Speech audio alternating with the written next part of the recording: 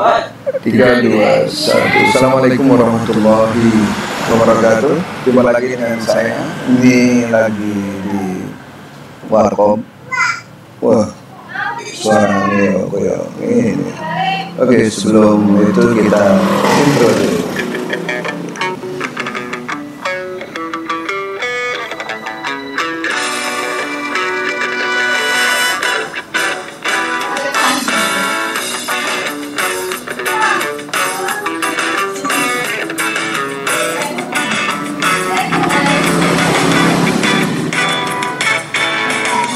Sugeng Rawuh, selamat datang, welcome, ahlan wa sahlan. Mari kita subscribe channel ini bersama-sama. Oke, ini tadi ada di sebentar ya, ada tak pernah mic mode tes 1 2 3 mic desktop audio monitor off. Oke. Plus ya. Iya, dari tadi saya ke daerah Darmo ya, ada ketemuan dengan customer. Jadi ada itu pengalaman berharga sekali, gak akan saya lupa, nanti saya cerita di akhir. Terus juga ini nyobain mic baru ya, mic 20 ribuan sama headset ini, kabelnya ini. Jadi supaya kalau di mana-mana bisa langsung konten. Sebelum itu wah agak kacau ini, mumpung siang jadi sore ini cahayanya bagus kan. Kita lihat-lihat lagu aja dulu ya, video-video yang udah saya kumpulin. Lagu pertama beda cover lagu.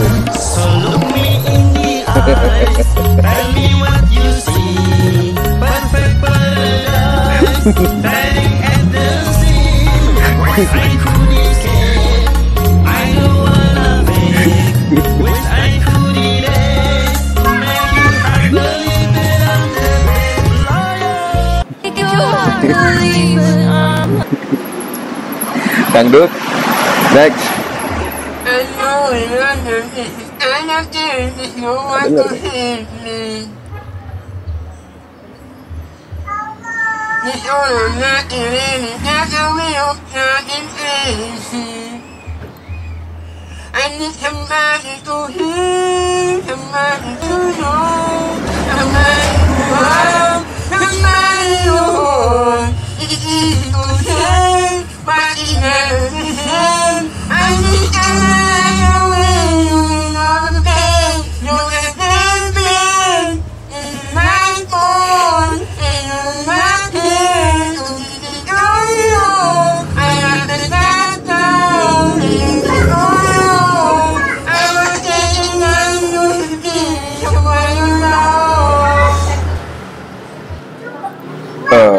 Komen piye iki Mang Rek.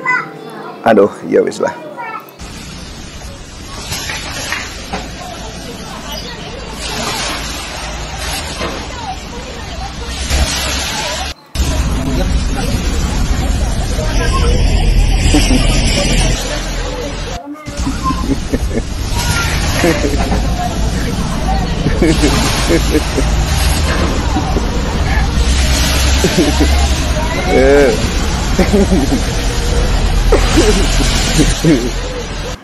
This scene from Kung Fu Panda Deepest is scene. probably one of the deepest scenes I've ever seen in a kids movie. You are too concerned with what was and what will be. Yesterday, tomorrow is a mystery, but today is a gift. That is why it is called present.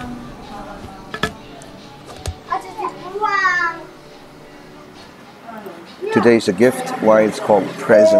Hari ini adalah pemberian, makanya disebut sebagai hadiah. The deepest scene.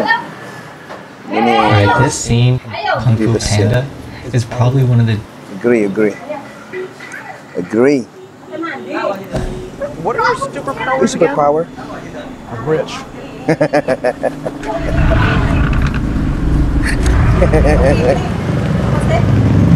Superpower is okay. Assalamualaikum. Oh, many back here. Assalamualaikum. Waalaikumsalam. Nice. Go.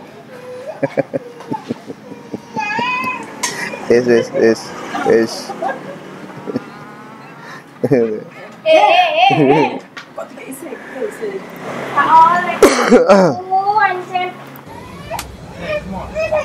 Dana White, Mike Tyson.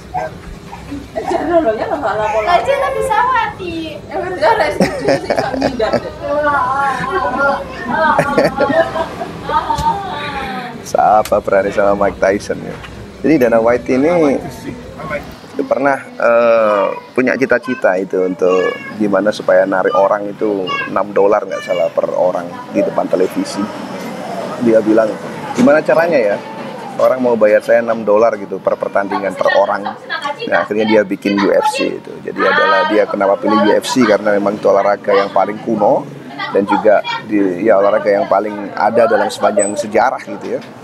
Jadi akhirnya dia pilih UFC itu dan sponsor datang, ada gede-gedean juga promosinya. Masih ingat ketika ada Conor McGregor lawan Mayweather itu dibuat drama sedemikian rupa sehingga diminati oleh banyak orang. Yang terakhir itu kalau nggak salah yang Habib lawan siapa ya, siapa itu cucu itu yang nggak jadi, itu juga tensinya tinggi juga tapi akhirnya nggak jadi sampai nggak tergelar, sampai unfinished business juga jadinya ya. Jadi masuk mantap ya, ini acara yang kelas dunia. Baik, nyambung yang tadi itu saya ke customer dan ketemu dengan customer. Jadi ceritanya teman saya dari Satria Digital itu minta tolong untuk ketemu orang, seorang prospek ya. Dia katanya perusahaan beauty care, skincare ya, ada di daerah Surabaya di Darmo sana. Dia minta tolong ketemuan begitu. Oke, saya ketemu. Janjinya jam 1, tapi saya datang jam 2. Akhirnya pas ketemu pertama kali itu langsung disekak saya itu. Kalau terlambat begini saya udah ilfil mas gitu. Waduh iya, aku yang salah ini. Berangkat jam 1, mepet-mepet ya, akhirnya ketemu di sana jam 2. Saya tidak tahu tadi gimana ceritanya, gitu kan. Saya ceritakan tentang SEO yang saya tahu, yang sebatas yang saya tahu.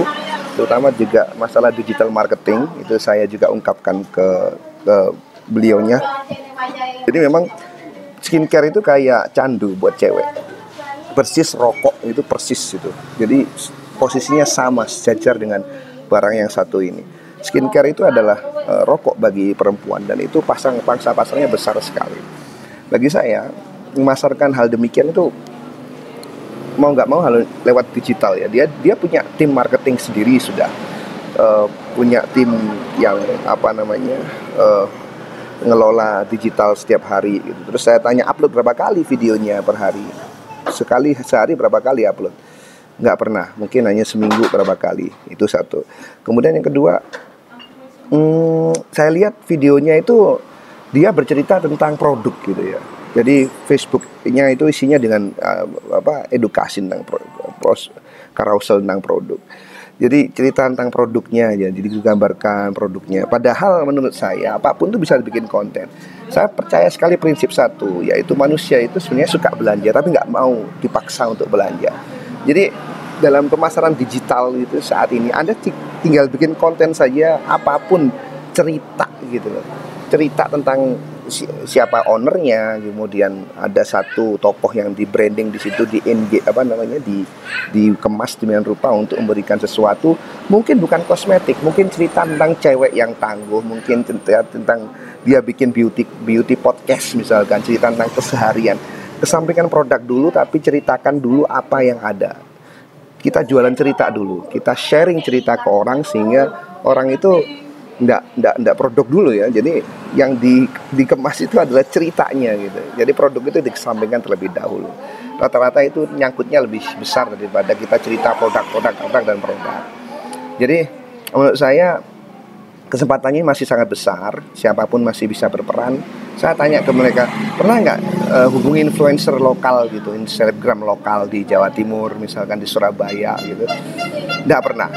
Jadi itu juga kesempatan bagi Anda selebgram lokal. Anda bila punya basis massa yang kuat, bisa di handle sama orang-orang yang punya brand. Pernah nggak misalkan collab dengan tokoh di kuliner misalkan? Loh, apa hubungannya kuliner sama skincare? Ya banyak sekali gitu, tinggal dicampurkan saja gitu kan. Gimana supaya nggak keringetan ketika makan gitu kan, bisa dikasih masukan di situ. Jadi memang konten ini perlu dicoba semaksimal mungkin, dan ini sebuah gambaran kecil bahwa ternyata kesempatan itu masih sangat besar sekali dan benar-benar harus kita maksimalkan dengan baik. Buat Anda yang montir kayak saya, ada teman jati motor, misalkan Anda warkop, atau misalkan Anda juga punya produk las-lasan kayak saya, ini las-lasannya ya, Anda bisa lihat di situ. Kemudian Anda bisa bangunan misalkan, atau misalkan Anda punya pondok pesantren misalkan, atau Anda misalkan punya perusahaan atau perdagangan yang lain, UKM gitu, jangan sungkan-sungkan untuk selalu bikin konten digital dan pasarkan secara masif. Dan gak harus sulit-sulit, cerita saja keseharian, maksudnya bukan vlog ya vlog sih penting, tapi ngomong-ngomong yang positif, menyampaikan sesuatu ke orang, saya kira itu bisa jadi engagement yang luar biasa. Jadi tadi saya telat dan ada satu perkataan, kalau nggak punya apa-apa, just keep your work ethic. Jadi kalau nggak punya modal, nggak punya apapun, nggak bisa kemalan, nggak ada apa-apa lagi gitu, yang harus dijaga adalah etos kerjanya. Nah, tadi saya udah salah sekali, telat 1 jam. Insya Allah nggak terulang lagi. Terima kasih, jumpa lagi di lain kesempatan, bye-bye.